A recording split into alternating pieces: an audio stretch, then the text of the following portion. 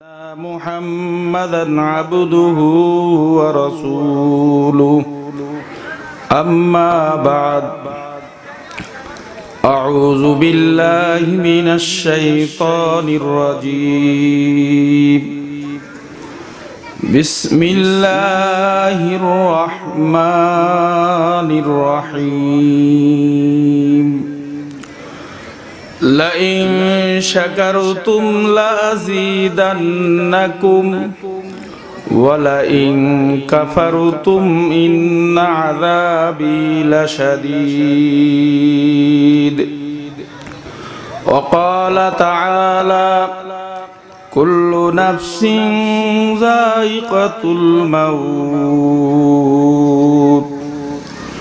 وقال رسول الله صلى الله عليه وسلم خيركم من تعلم القرآن وعلمه إن الله وملائكته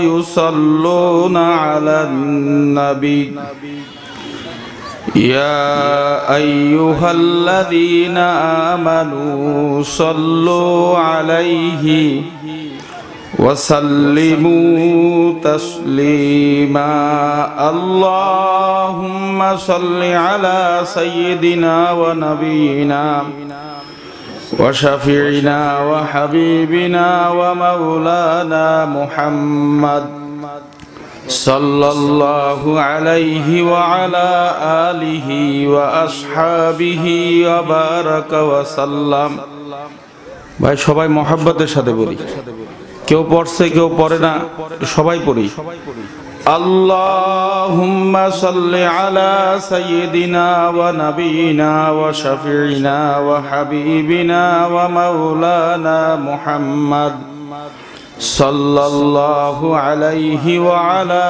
আলিহি ওয়া আসহাবিহি ওয়া বারাকা ওয়া সাল্লাম আল্লাহুম্মা সাল্লি আলা সাইয়্যিদিনা ওয়া নাবিয়িনা ওয়া শাফিঈনা ওয়া হাবিবিনা ওয়া মাওলানা মুহাম্মদ সাল্লাল্লাহু আলাইহি ওয়া আলা আলিহি ওয়া আসহাবিহি ওয়া বারাকা ওয়া সাল্লাম আলহামদুলিল্লাহ আল্লাহ রাব্বুল আলামিনের দরবারে শুকরিয়া যে মাওলাই কারীম আপনাকে আমাকে জাউদিয়া কারিমিয়া হাফিজুল উলুম কিরাতুল কোরআন হাফিজিয়া মাদ্রাসা ও এতিমখানার উদ্যোগে 2 দিন ব্যাপী ওয়াজ মাহফিল ও হালকায় জিকিরের আয়োজন করা হয়েছে ও সাংস্কৃতিক অনুষ্ঠান। আজকে প্রথম দিন 7 মার্চ রোজ শনিবার।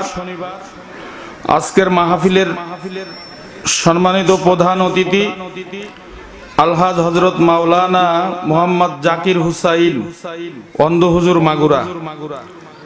আজকের মাহফিলের সম্মানিত সভাপতি সাহেব জনাব মোহাম্মদ জহুরুল ইসলাম ঠান্টু সাহেব এবং আমার সামনে উপবিষ্ট দূর দূরান্ত থেকে আল্লাহ পাকের আশিকিন জাকিরিন শাকিরিন বান্দা, পর্দার আড়ালে আমার সম্মানিতা মা ও বোনেরা, দেখা যায় ময়দানের মধ্যে অনেক খালি জায়গা আছে, একটু জায়গাগুলো যার যার পাশের খালি জায়গাগুলো একটু পূরণ করে বসলে ভালো হয়, ঠিক না ভাই? কথা কি বুঝতে পারছেন? আমার আপনার সামনে অনেক খালি জায়গা আছে, ওই মাঝখানে যে খালি জায়গাগুলা ওখানে কি কোনো সমস্যা? কথা বলেন ভাই, একটু বক্সে আওয়াজ সাউন্ড দেন তো। আমরা একটু আমার আপনার এই জবান কে দিয়েছে? আরো জোরে বলি, কে দিয়েছে? এতগুলা লোক যদি আমরা আল্লাহকে আল্লাহ বলে ডাক দিই, অন্তত আশপাশের লোকজন জানতে পারবে যে ঝাউদিয়া ফুটবল মাঠে কিছু একটা হইতেছে, ঠিক না? আমার আপনার, আমি আপনি মুসলমান, আমার আপনার আওয়াজ যদি বিড়ালের মতো মেওমা হয় চলবে নাকি? মুসলমান তো সিংহের জাত। কিসের জাত? এরা যখন গর্জন দেবে বাংলার ইহুদি খ্রিস্টান নাস্তিকরা পালাতে বাধ্য হবে, ঠিক কি না ভাই আমার? এজন্য মুসলমান ম্যাও ম্যাও করবে না, বাঘের মতো হুনকার দেবে। তা আপনাদের অবস্থা দেখে মনে হয় 3-4 দিন, একদিন, এক সপ্তাহ, 7 দিন খানা দানা খান নাই। এজন্য যার মাঝখানের খালি জায়গাগুলো আছে তাদের করজোড়ে অনুরোধ করে বলছি, আমরা খালি জায়গাগুলো পূরণ করি। অল্প কিছুক্ষণের মধ্যেই আমাদের আজকের মাহফিলের প্রধান অতিথি আসবে। আপনারা খুশি না বেজার? যদি খুশি হয়ে থাকেন আপনাদের কাছে অনুরোধ করে বলছি, যার যার সামনে খালি জায়গাগুলো আছে জায়গাগুলো পূরণ করি, আর জবানে আমার মাওলার জিকির করি, লা ইলাহা ইল্লাল্লাহ, লা ইলাহা ইল্লাল্লাহ, লা ইলাহা ইল্লাল্লাহ, লা ইলাহা ইল্লাল্লাহ, লা ইলাহা ইল্লাল্লাহ, লা ইলাহা ইল্লাল্লাহ, লা ইলাহা ইল্লাল্লাহ, লা ইলাহা ইল্লাল্লাহ, লা ইলাহা ইল্লাল্লাহ, লা ইলাহা ইল্লাল্লাহ, ইল্লাল্লাহ, লা ইলাহা ইল্লাল্লাহ, লা ইলাহা ইল্লাল্লাহ, লা ইলাহা ইল্লাল্লাহ, লা ইলাহা ইল্লাল্লাহু মুহাম্মাদুর রাসূলুল্লাহ সাল্লাল্লাহু আলাইহি ওয়াসাল্লাম। আলহামদুলিল্লাহ, আল্লাহ রাব্বুল আলামিনের দরবারে শুকরিয়া যে মাওলাই কারীম আপনাকে আমাকে অনেক দূর দূরান্ত থেকে মাহফিলে আসার মতো, বসার মতো, কিছু কথা বলা এবং শোনার মতো তৌফিক দান করেছেন। এজন্য সবাই শুকরিয়া দান বলি আলহামদুলিল্লাহ। আপনারা মাহফিলে আসতে পারে খুশি না বেজার? খুশির আওয়াজ আসতে হয় না জোরে হয়? আমরা মাহফিলে আসতে পারে খুশি। আর একবার জোরে সোরে বলি আলহামদুলিল্লাহ। আমি যে আয়াতখানা তেলাওয়াত করছি, আল্লাহ রাব্বুল আলামিন বলতেছে, লা ইন শাকারতুম লা আযীদান্নাকুম ওয়া লা ইন কাফারতুম ইন্না আযাবি লাশাদীদ। যে বান্দা, তুমি আমার নিয়ামত পাওয়ার পরে যদি আমার নিয়ামতের শুকরিয়া আদায় করো, আমি আল্লাহ রাব্বুল আলামিন ওয়াদা করলাম তোমার নিয়ামতকে বাড়ায় দেব। সুবহানাল্লাহ বলি। আমি আপনি এই মাহফিলে আসতে পারছি, এটা আপনার আমার জন্য বড় নিয়ামত, ঠিক না? কারণ দেখা যায় আমার আপনার মতো অনেক ভাই হাসপাতালের মুমূর্ষ অবস্থায় আছে, কেউ বা বিভিন্ন ক্লিনিকে আছে, কিন্তু আল্লাহ রাব্বুল আলামিন আপনাকে আমাকে মায়া করে, মহব্বত করে এই মাহফিলে প্যান্ডেলে আসছে। এই শুকরিয়া যদি আমি আপনি কিয়ামত পর্যন্ত আদায় করতে থাকি শেষ হবে না, ঠিক না?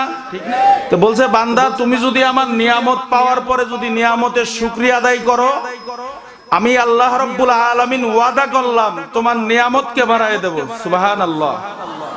ওয়ালা ইন কাফারতুম, যদি তুমি অস্বীকার করো, ইন্না আযাবি লাশাদীদ, নিশ্চয় আমার আযাব বড় কঠিন।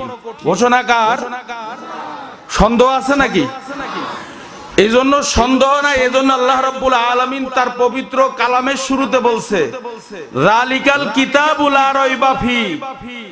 এই কালামের মধ্যে কি নাই? সন্দেহ নাই। ভুল তো দূরের কথায়, কালামের মধ্যে কোনো সন্দেহ নাই। এই কালামের মধ্যে নেককার, মুমিন, মুত্তাকিন, পরেজগারের জন্য মরার পরে যে জান্নাত, এটাও সত্য, ঠিক না? আমার আপনার মরার পরে আমি আপনি যদি জাহান্নামের আসামি হই, তাহলে আমার আপনার জন্য মরার পরে জাহান্নাম ভোগ করা লাগবে, এটাও সত্য, ঠিক না? তো কাজে আমি আপনি মাহফিলে বসছি, এটা আল্লাহ রাব্বুল আলামিনের বড় মেহেরবানি। এটা কি বলেন? মেহেরবানি। এই মজলিসের মধ্যে খোঁজ করলে দেখা যায় অনেক আল্লাহর বান্দা আছে যাদের বাপ মা, আত্মীয় স্বজন, ভাই বেরাদার, স্ত্রী পুত্র, তারা অন্ধকার কবরে ঘুমানো, ঠিক না? এই মজলিসের মধ্যে এমন কোন মানুষ নাই যার আত্মীয় স্বজন কবরের মধ্যে নাই। ঠিক না? আমার আপনার কোন সময় মসজিদের মাইকে আমার আপনার নাম ঘোষণা হয় এটাও জানা নাই, আছে নাকি? আমি আপনি যে কালকে সকাল পর্যন্ত বাঁচবো এই গ্যারান্টি, এই সিকিউরিটি আছে? কথা বলেন, আছে? কারণ আমার আপনার হায়াতের কোনো কি নাই, গ্যারান্টি নাই। কখন মসজিদের মাইকে আপনার আমার নাম ঘোষণা হয়ে যাবে যে অমুক বাড়ির অমুক ছেলে, সে দুনিয়ায় ছিল, আজকে আর দুনিয়ার মধ্যে নাই। এরকম একটা সুযোগ আমি আপনি পাইছি যে দুনিয়ার মধ্যে জান্নাতের বাগান। কিসের বাগান? দুনিয়ার মধ্যে জান্নাতের বাগান। আমার আপনার জন্য একটা সুযোগ আসছে। যারা জ্ঞানী তারা এই সুযোগকে কাজে লাগাবে। কি করবে? আর যারা মনে করতেছে যে আমার এই দুনিয়ার টাউটারি বাটপারি চিটারি দিয়ে দুনিয়া চলবে, সে কিন্তু বড় ধোঁকার মধ্যে আছে। কিসের মধ্যে?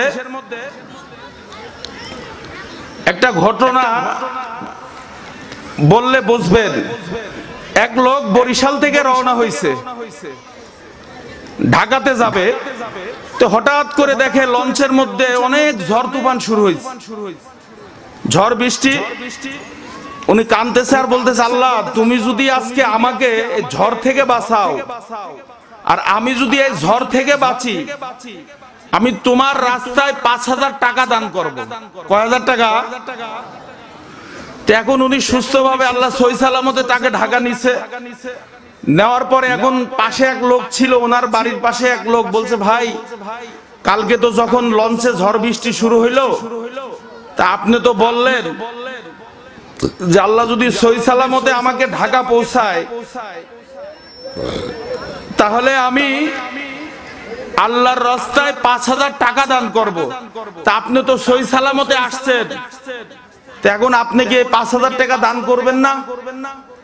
কথা বললে কেউ হাসবেন না। তখন উনি বলতেছে, আল্লাহ আমাকে লোভ দেখাইছে, না সরি, আল্লাহ আমাকে ভয় দেখাইছে, আমি আল্লাহকে লোভ দেখাইছি। নাউজুবিল্লাহ বলেন। ঘটনা কি হলো? আল্লাহ আমাকে ভয় দেখাইছে, আমি আল্লাহকে লোভ দেখাইছি। তো এইরকম যেন আমরা যারা মাহফিলের আশপাশে বিভিন্ন চার দোকানে বা বাদাম টাদাম বিভিন্ন দোকানপাটে আছি, আমার আপনার যেন অবস্থাটা যেন এমন হয় না যে আল্লাহ আপনাকে ভয় দেখাইছে, আপনি আল্লাহকে লোভ দেখায়েন না। কারণ আমার আপনার হায়াত কখন যেন শেষ হয়ে যায় এটা জানার কারোর সিস্টেম নাই। আপনার বাড়ির থেকে আপনার বিবি সাহেব আপনাকে একটা বাজারের ব্যাগ দিছে। কিসের ব্যাগ? কথা বলেন। এখন বলছে যে আব্দুল্লাহর আব্বা, তোমাকে একটা বাজারের ব্যাগ দিলাম, বাড়িতে মেহমান আসছে, তুমি সুন্দর করে বাজার টাজার করে নিয়ে আসো, মেহমানকে খাওয়াবো। এখন দেখা যায় 1-2 ঘন্টা পরে আপনি বাড়িতে আসছেন খালি হাতে, বা বাজার আনেন নাই। বিবি সাহেব বলতেছে, আব্দুল্লাহর আব্বা ব্যাপারটা কি? আপনাকে দিলাম আমি বাজারের ব্যাগ, আপনি ব্যাগটা খালি হাতে আনলেন। তখন বিবি সাহেবের কাছে কি কথা শোনা লাগবে কিনা? কথা বলেন। অবশ্যই লাগবে। তখন যদি দুনিয়ার ক্ষেত্রে যদি এমন হয়, আপনার আমার বিবি সাহেব আপনাকে আমাকে বাজার করার জন্য একটা ব্যাগ দিছে, কিন্তু আমি আপনি সেই ব্যাগে বাজার আনি নাই। বিবি সাহেবের অনেক গালাগালি বকাবাদ্য বিভিন্ন কথা যদি শোনা লাগে, তা আল্লাহ রাব্বুল আলামিন আপনাকে আমাকে 40 বছর 30 বছর 10 বছর 20 বছর 60 70 80 বছরের একটা বাজারের ব্যাগ দিয়ে দিয়েছে হায়াত। তার নাম কি বলেন ভাই? কথা বুঝতেছেন না? তার নাম কি? হায়াতের একটা ব্যাগ দিছে।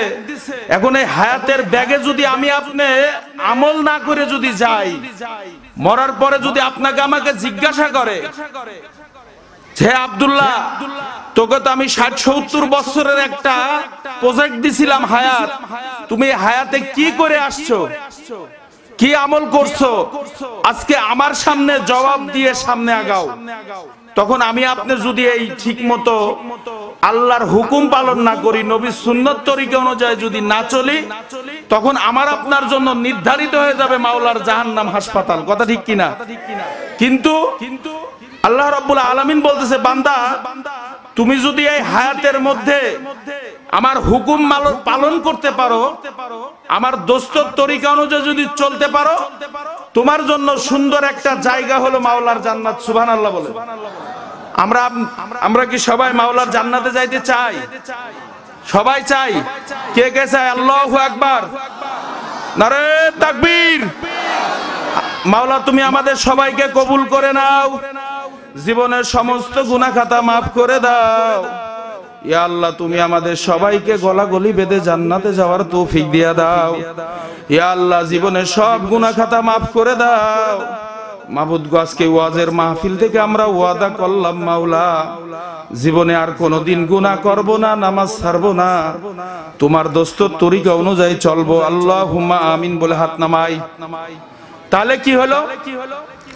আমার আপনার হায়াত থাকা অবস্থায় যদি আমি আপনি আমার মাওলার হুকুম মানতে পারি, কিয়ামতের ময়দানে যখন আমি আপনি মাওলার দরবারে দাঁড়াবো, তখন আমার মাওলার কাছে বলতে থাকবো, মাবুদ গো, জীবনে কিছু করতে পারি নাই, তোমার হুকুম আমি ছাড়ি নাই, ঠিক কিনা?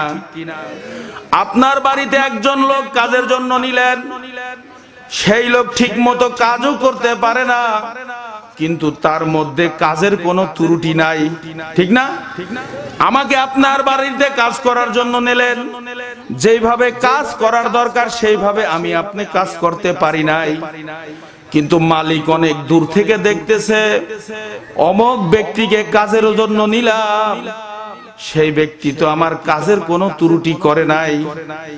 যখন আপনাকে আমাকে সন্ধ্যার সময় বিদায় দেয়, বলছে ভাই তুমি আমার তো ঠিক মতো কাম করতে পারো নাই, কিন্তু আমি অনেক দূর থেকে দেখলাম তোমার কাজের মধ্যে কোনো ত্রুটি নাই, কিন্তু তোমার চেষ্টার মধ্যে কোনো ত্রুটি নাই, এই নাও 500 টাকা তোমাকে আজকে দিয়া দিলাম, তুমি কাজ করতে পারো আর না পারো, আমার মাওলার হুকুম তুমি আমি যদি পরিপূর্ণ পালন করতে পারি আর না পারি, আমি আপনি যদি আমার মাওলার হুকুম যদি ঠিক মতো আদায় করতে না পারি, যদি আমি আপনি চেষ্টার পর চেষ্টা করতে থাকি, কিয়ামতের ময়দানে টুটা ফাটা আমল নিয়ে যখন বান্দা হাজির হইয়া যাবে, মাবুদের দরবারে বলবে, মাবুদ গো,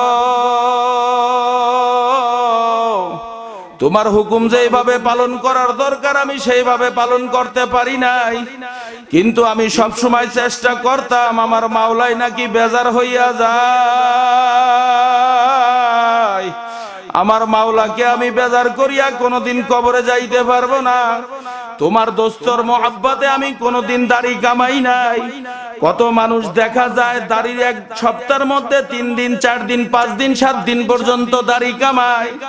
আরে কিয়ামতের ময়দানে বাবা তুমিও উঠবা আমিও উঠবো, কিন্তু কি নিয়ে আমার মাওলার দরবারে উঠবা, এটা হলো সব থেকে বড় বিষয়।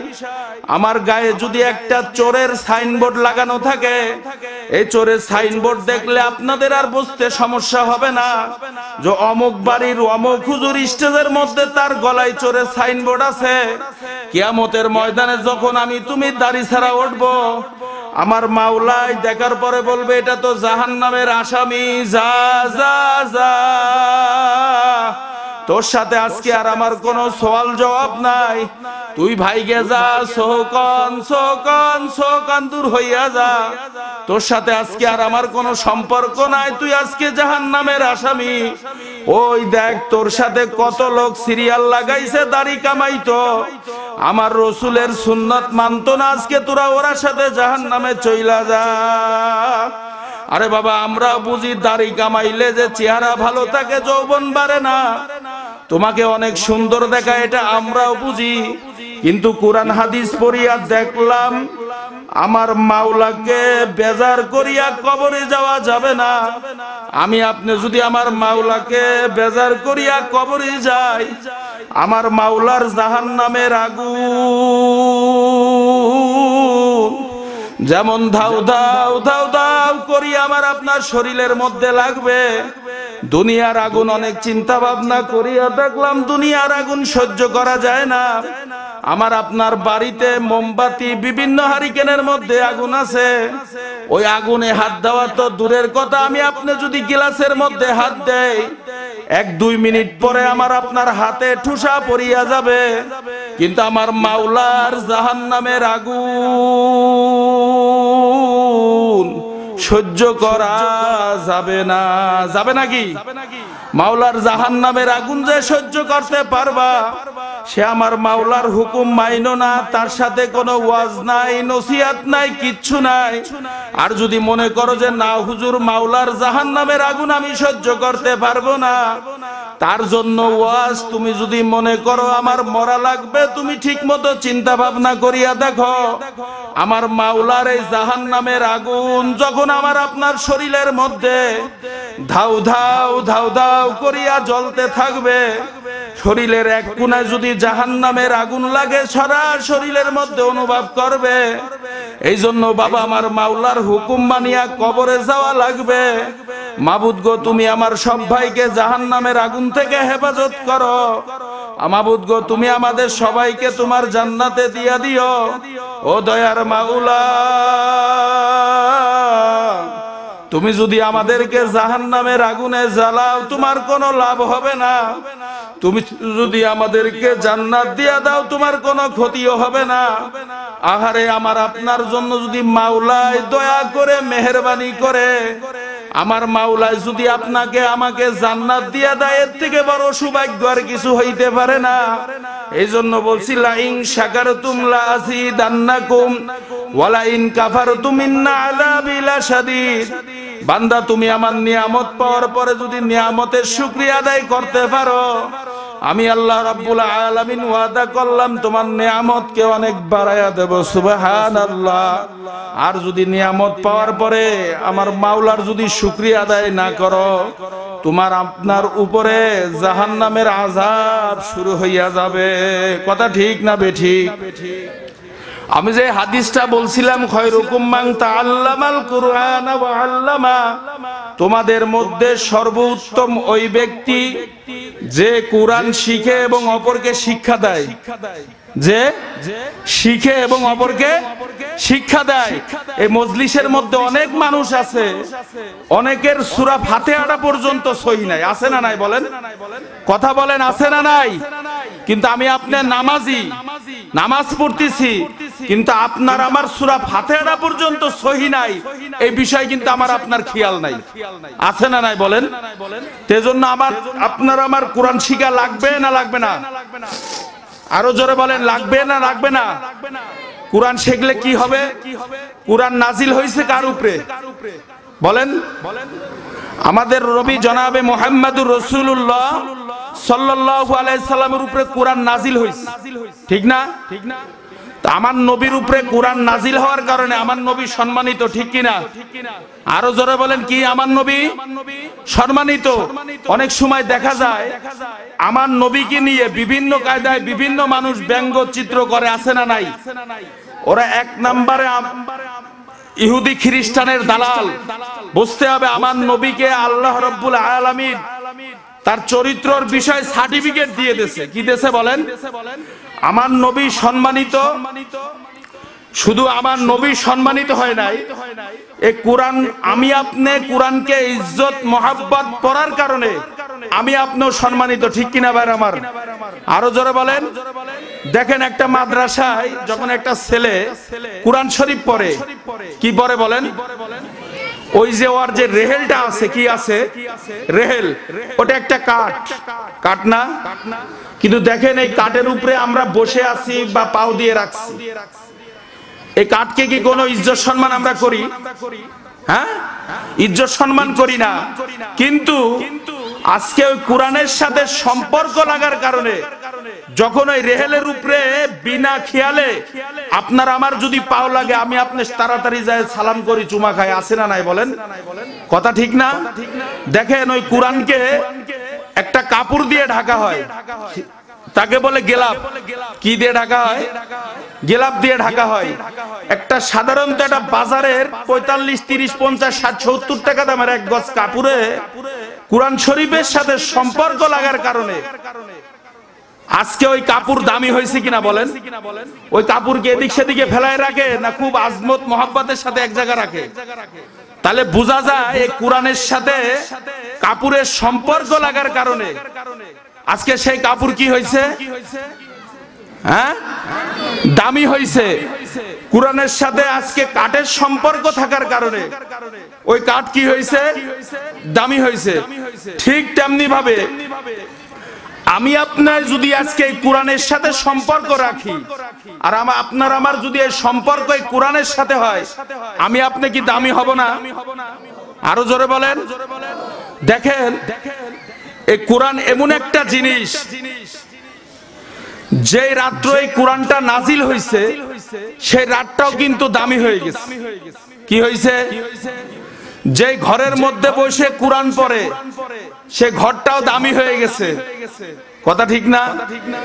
যার মাধ্যমে ছেলেরা কোরআন শরীফ শিক্ষা অর্জন করে সেই মানুষটাও আজকে দামি হয়ে গেছে। যদি আমার আপনার ছেলে বা মেয়ে আজকে যদি এলমে দিন শিক্ষা করে, কি দিন শিক্ষা করে? এলমে দিন যদি শিক্ষা করে, ওদের কারণে, ওদেরকে লেখাপড়া করার কারণে আমি আপনি কি দামি হব?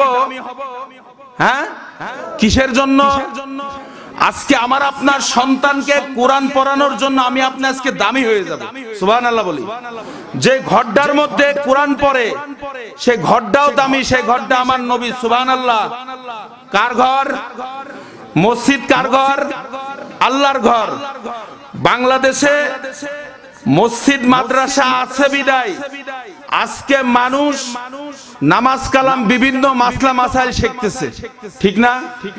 যদি এই মাদ্রাসা বন্ধ হয়ে যায়, আমি আপনি কি কোরআন শরীফ বিভিন্ন কায়দা মাসলা মাসাইল জানার কোনো সুযোগ আছে? আরো জোরে বলেন। কোনো সুযোগ নাই। কিন্তু এই মাদ্রাসা কি লাগবে না বন্ধ হয়ে যাবে? আরো জোরে বলেন। কারা কারা মাদ্রাসা থাকবে এর পক্ষে? আল্লাহু আকবার। আলহামদুলিল্লাহ। আল্লাহ আমাদের সব ভাইকে কবুল করুক। সবাই বলি আমিন। এই মাদ্রাসা লাগবে, কোরআন হাদিস লাগবে। মানুষ বলে মাহফিল দিয়ে কি হয়? আমরা বলি মাহফিল দিয়ে মানুষ হয়, ঠিক না ভাই? আমার যুব সমাজ আজকে বিভিন্ন ভাবে নেশায় লিপ্ত, বিভিন্ন ভাবে গুনার কাজের মধ্যে লিপ্ত। আজকে বিভিন্ন ওয়াজের মাধ্যমে আমার যুবক ভাইরা বিভিন্ন গুনাহ থেকে হেফাজত থাকে, ঠিক না? কারণ ওয়াজ মাহফিল আছে বিদায় আজকে বিভিন্ন কায়দায় মেয়েরা বিনা বুরকায় স্কুলে যাইতেছে। এরকম আছে না নাই? ওয়াজ মাহফিল বন্ধ হয়ে যাবে, আইকাম চ্যালেঞ্জ, মেয়েরা বিনা বুরকায় আর স্কুলে যেতে পারবে না। তারপরও দেখা যায় বিভিন্ন কায়দায় বিভিন্ন ভাবে মানুষ পর্দায় থাকুক, এই জন্য বিভিন্ন কায়দায় মানুষ বিভিন্ন কথা বলে।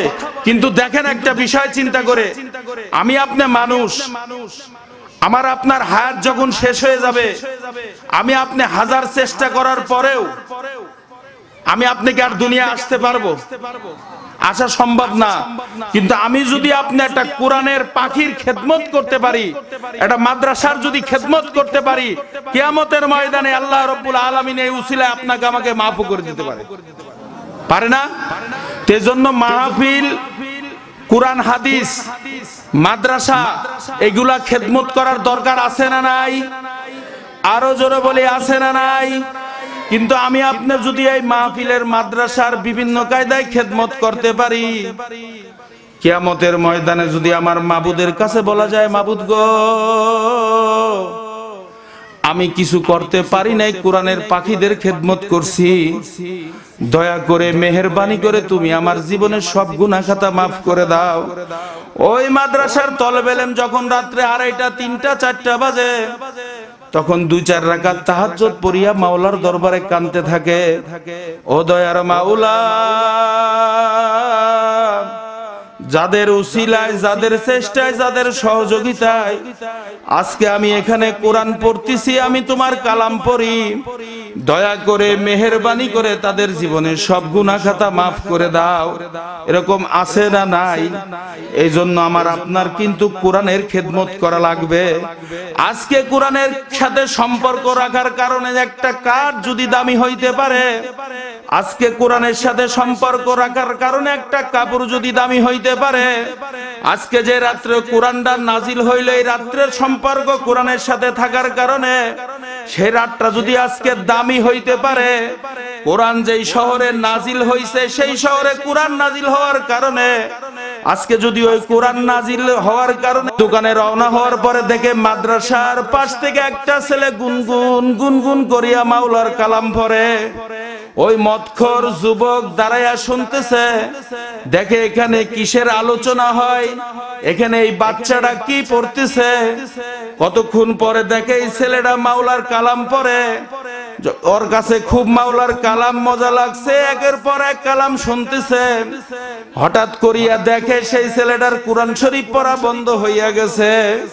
এখন সে দৌড়াইয়া গেছে, বলছে, বাবা তুমি কোরআন শরীফ পড়তেছিলা, কেন বন্ধ করিয়া দিলা?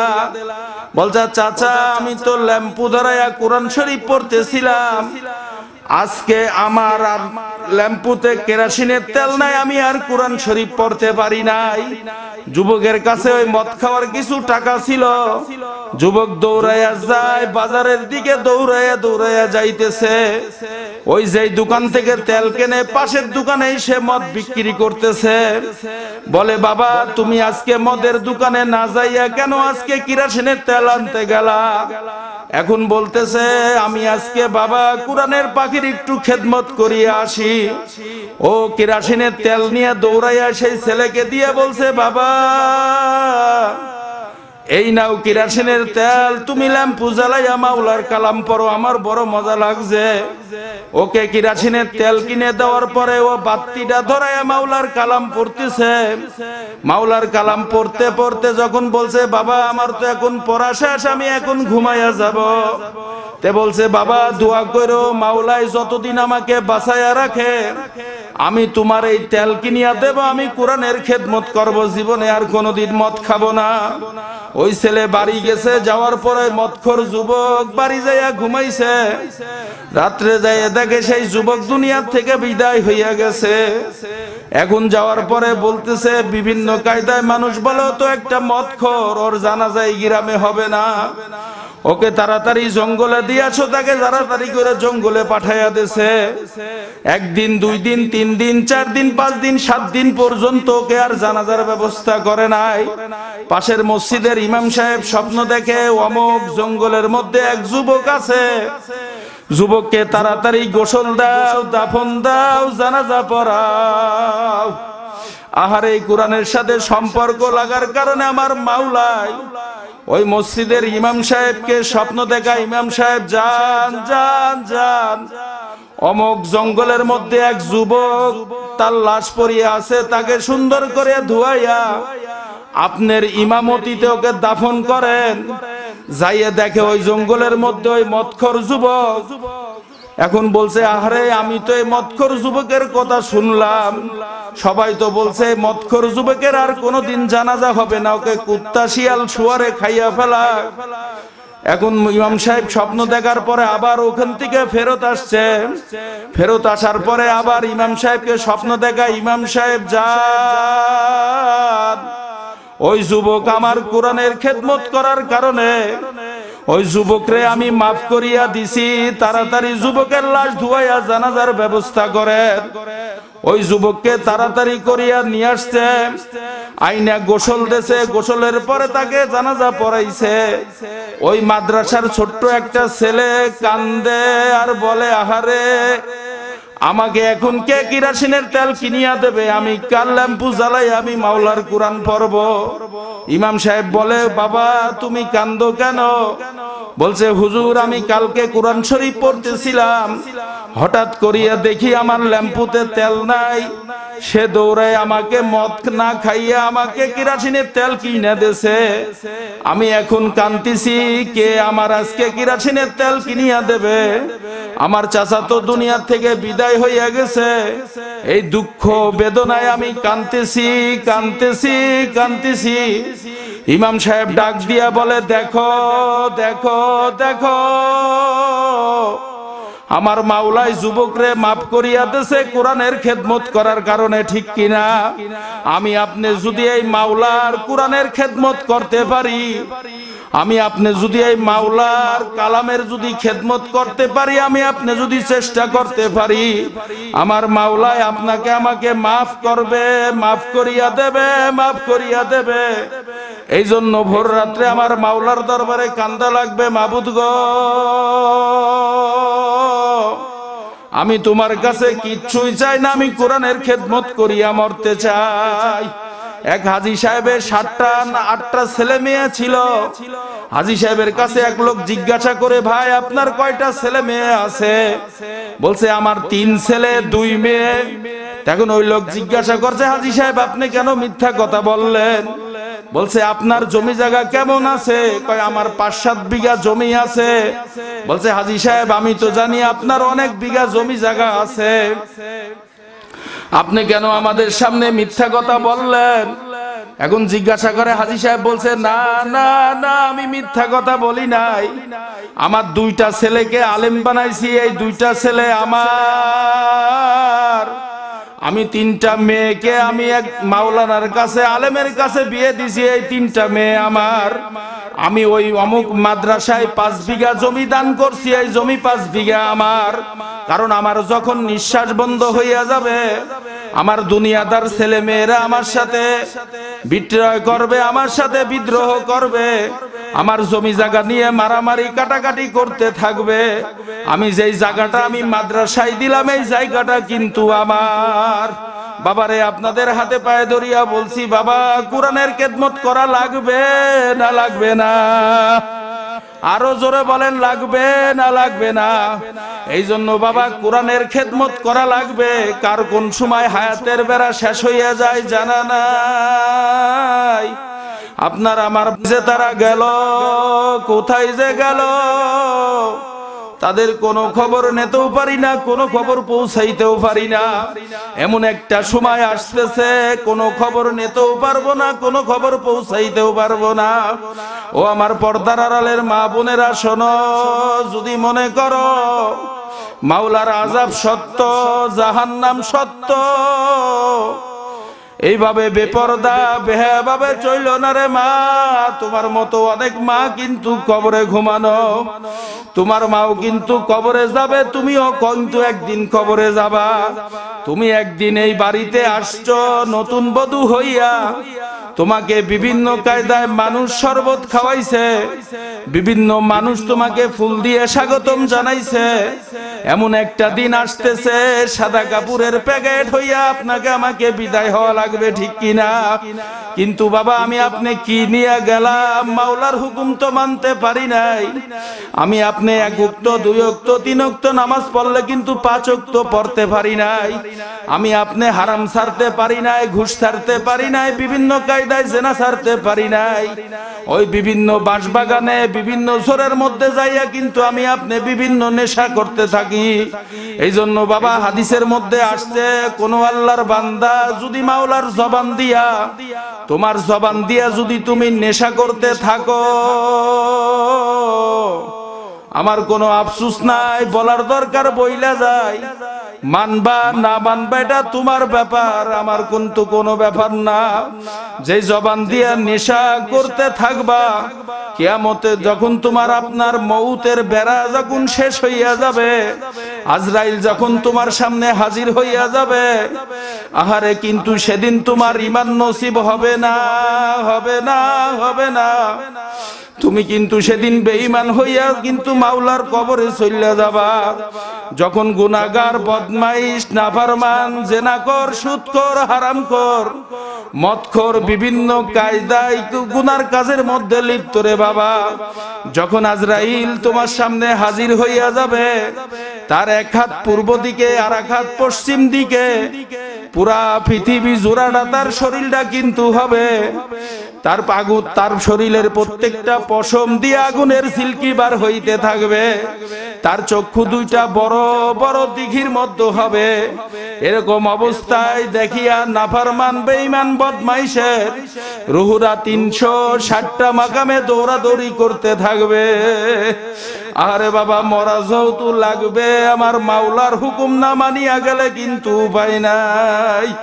সেদিন একজন ফোন করছে, বলছে ভাইয়া মানুষের তো মউত দেখলাম, আমার আব্বা যখন দুনিয়ার থেকে বিদায় হয়ে যাইছে ছেলেটার বাড়ি যশোরে, সেদিন বলতেছে ভাই মানুষের তো মউত হবে, কিন্তু আমার আব্বার কেমন মউত হইল আমি তো কিছু বুঝতে পারি নাই। ওর আব্বা মউতের বিছানায় শুইয়া পড়ছে, দেখে কতক্ষণ পর পর ওর আব্বার জিবাটা এক এক বিঘাত করে বের হইয়া যায়। বলছে ভাইয়া এখন কি করব বলো বলো বলো। আমি তারে বললাম যে দেখো তাড়াতাড়ি তোমার মারে সেজদায় পড়িয়া কাঁদতে থাকো, তোমরা মাওলার দরবারে কান্দো কান্দো কান্দো, দেখো নি আমার মাওলায় মাফ করে। ওর আব্বা যখন ওর আব্বাকে শুয়ায়া রাখছে, কতক্ষণ পর পর ওর আব্বা লাফ দিয়া ওঠে, লাফের সাথে জিহ্বাটা এক বিলাত বের হইয়া যায়। আমার কাছে কান্দে আর বলে ভাইয়া দোয়া করেন আব্বার যেন ঈমানের সাথে মউত হয়। বলছে আমি বারবার বারবার তাকে কলেমার তালকিন দেই, কতক্ষণ পর পর খালি মুখটা মুখের ঘরে আনি এরকম উ করিয়া টান দেয়। আমি বললাম ভাইয়া তোর আব্বা কি জীবনে বিড়ি সিগারেট কিছু খাইতো? বলছে ভাইয়া বিড়ি কা জীবনে এমন কোনো নিশা নাই, কোনো দিন করে নাই। আমি বলছি মাওলার দরবারে কান্দো আর দোয়া চাও, দেখো মাওলায় মাফ করে কিনা। বলছে ভাইয়া যখন আমার আব্বা দুনিয়া থেকে বিদায় নিয়ে যায়, দেখি আমার আব্বাটার জিহ্বাটা এক বিলাত বের হইয়া গেছে। বাড়িতে সবাই দৌড়াদৌড়ি করে আইসা পড়ছে। এখন আমি চিন্তা করি কিভাবে লাশ মানুষকে দেখাই। এখন আমি আর কাউকে লাশ দেখাইতে দেই নাই। বললাম যে ভাই কি বলছো? বলছো যে আমার আব্বার কাছে যাওয়া যাবে না, আমার আব্বার শরীর থেকে দুর্গন্ধ আসতেছে। তাড়াতাড়ি যা বাবা, তাড়াতাড়ি তোর বাপকে দাফন কইরা দে। বলছে ভাই 1 ঘন্টা পরে আমার আব্বাকে দাফন করিয়া দিলাম। আমার আব্বাকে দাফন করার পরে দেখি আমার আব্বার কবরের পাশ থেকে গুম গুম গুম গুম করিয়া শব্দ হয়। আমি সেদিন যশোরে গেছিলাম, ওর আব্বার কবর জিয়ারত করলাম। ওকে বললাম যে ভাইয়া নামাজ কালাম আর চাইরো না, তোমার তো মরা লাগবে, তোমার আব্বা তো দুনিয়া থেকে বিদায় হইয়া গেল। তোমার আব্বার কবরের কি অবস্থা তুমি তো আমার কাছে বর্ণনা করলা। এই জন্য ভাই তোমার হাতে পায়ে ধরিয়া বলছি জীবনে আর নামাজ ছাইরো না। বলছে ভাই আমারে তওবা করাইয়া দেন, আমি আর কোনোদিন গুনাহ করব না। ওর মার সাথে আমাকে ফোন ধরাইয়া দিয়েছে। ওর মা কান্দে আর বলে বাবা মাওলাই যে মরার পরে জাহান্নামের আযাব সত্য, এটা আমার স্বামীর দ্বারা বুঝতে পারছি। আমার স্বামীকে যখন আমি শোয়াইয়া দিছি, আমার স্বামীকে আমি আর 4-5 জন মিলিয়া ধরিয়া রাখতে পারি নাই। আমার স্বামী হাউমাউ করিয়া কান্দে আর বলে মাবুদ গো মাফ করিয়া দাও, মাবুদ গো মাফ করিয়া দাও, মাফ করিয়া দাও। ও বাবা অনেকেই চিন্তা ভাবনায় আছো, হুজুর আমি এখন যুবক মানুষ, আমি একটু বুড়া হইয়া নেই, তারপরে মাওলার হুকুম মানিয়া কবরে যাব। আরে মাওলার হুকুম যে তুমি মানবা, কালকে সকাল পর্যন্ত বাঁচবা, এই গ্যারান্টি কি আছে? এই গ্যারান্টি কিন্তু না। এই জন্য আমার মাওলাই কালামে পাকের মধ্যে বলছে কুল্লু নাফসিন যায়িকাতুল মাউত, প্রত্যেক ব্যক্তিরই একদিন কিন্তু মৃত্যুর স্বাদ গ্রহণ করা লাগবে। কোটিপতিরও 3 কাপড়, ফকিরেরও 3 কাপড়, রিকশাওয়ালারও 3 কাপড়। আহারে কাকুন কোন সময় কার যেন মৌতের ডাক আইসা যায়। আজকে এই বাজারের মসজিদে যদি আমার আপনার নামটা ঘোষণা হইয়া যায়, জীবনকার তরে আপনার আমার শেষ বিদায় দিয়া দেয়, বিদায় দিয়া দেয়। যদি দিতে না পারি আমার মাওলাই কবরের মধ্যে ধাউ ধাউ করিয়া জাহান্নামের আগুন লাগাইয়া দেবে। যেই ছেলে মেয়ে বিবির জন্য আজকে দাড়ি রাখতে পারো না, তোমার বিবি তোমার দাড়ি পছন্দ করে না, তুমি সুন্নাত তরিকা অনুযায়ী চলো, তোমার বিবি পছন্দ করে না। তুমি একদিন চিন্তা করিয়া দেখবা আজকে আমি দুনিয়ায় আছি, বিবি আমাকে কত মহাব্বত করে, ভালোবাসে। রাত্রে যখন বাড়ি যায়, রাত্রে ঘুমায় না, কত আদর যত্ন মহাব্বত করে। সেই বিবি তোমাকে আমাকে চিরজীবনকার তরে বিদায় দিয়া দেবে। তোমাকে আমাকে ছাড়িয়া আর একজন স্বামী ধরি আসে ঘর সংসার করতে থাকবে। আহারে মানুষের তো মউত হবে, কিন্তু কি অবস্থায় মউত হবে কারুরও জানা নাই। এজন্য মাওলার দরবারে বেশি বেশি করিয়া কান্দ। মাবুদ গো, তুমি আমার নামাজ অবস্থায় মউত দিও, ইয়া আল্লাহ জিকির অবস্থায় মউত দিও, ইয়া আল্লাহ কোরআন তেলাওয়াত অবস্থায় মউত দিও। মাবুদ গো, ঈমান অবস্থায় মউত দিও। যদি আমি আপনি ঈমান নিয়ে মরতে না পারি, আমার মাওলার জাহান্নামের আগুন কিন্তু সহ্য করা যাবে না। এই জন্য বাবা আপনাদের হাতে পায়ে ধরিয়া বলছি, বাবা মাওলার হুকুম মানো, 5 ওয়াক্ত নামাজ পড়ো, রাসূলের সুন্নাত। আরো জোরে বলি, লাগবে না লাগবে না? আল্লাহ রাব্বুল আলামিন আমাদের সবাইকে মাওলার হুকুম পালন করে কবরে যাওয়ার মতো তৌফিক দান করুক। ওয়া আখিরি দাওয়ানা আলহামদুলিল্লাহি রাব্বিল আলামিন। Hey there. Subscribe to my channel. And also press this bell icon, so you never miss any new updates, cause whenever we upload new video you will get a notification on your phone.